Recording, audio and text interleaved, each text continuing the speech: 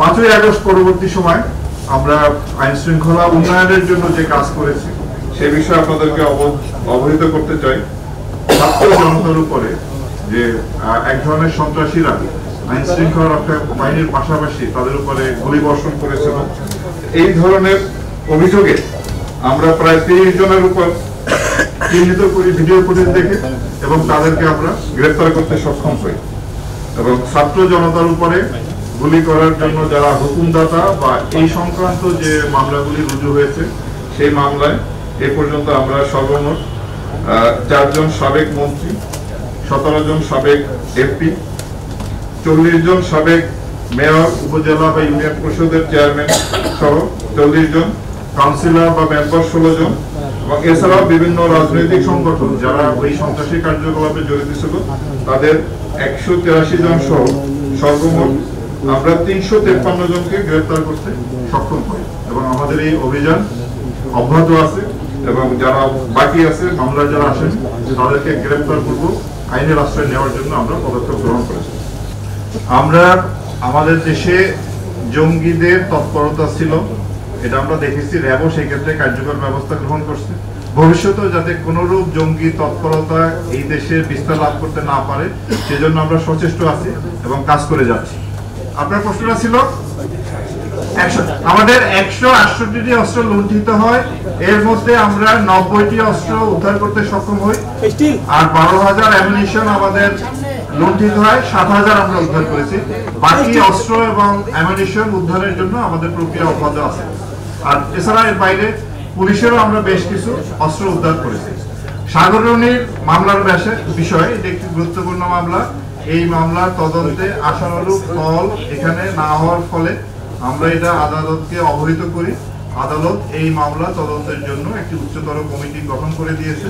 এখন ওই কমিটি এই মামলার তদারকি করছে এবং আশা করি এখানে আমরা ভালো সফলতা পাবো।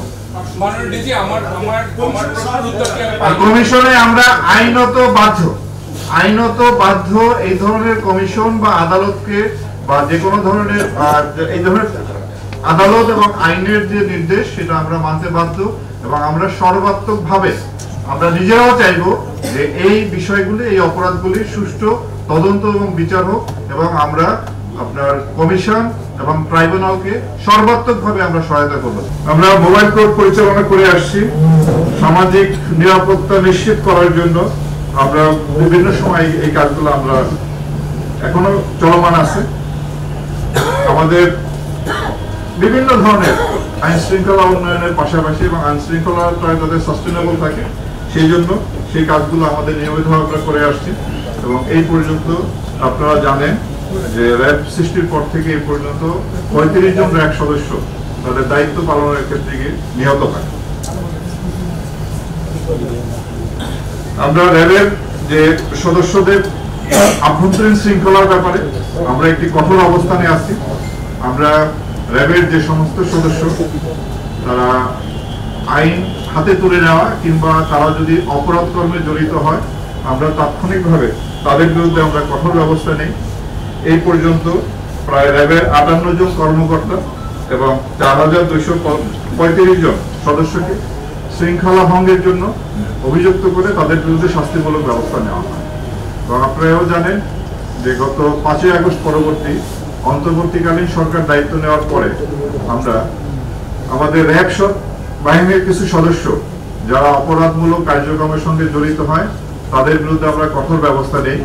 এই পর্যন্ত 16 জন সদস্য, গত 4 মাসে 16 জন র্যাব সদস্যকে আটক করা হয় এবং তাদের বিরুদ্ধে ডাকাতি, চাঁদাবাজি, মাদক ব্যবসার সাথে সম্পৃক্ততার অভিযোগে এবং ছিনতাইয়ের অভিযোগে তাদেরকে আটক করা হয় এবং তাদের বিরুদ্ধে ফৌজদারি মামলা দায়ের পূর্বক আইনানুগ ব্যবস্থা গ্রহণ চলতেছে।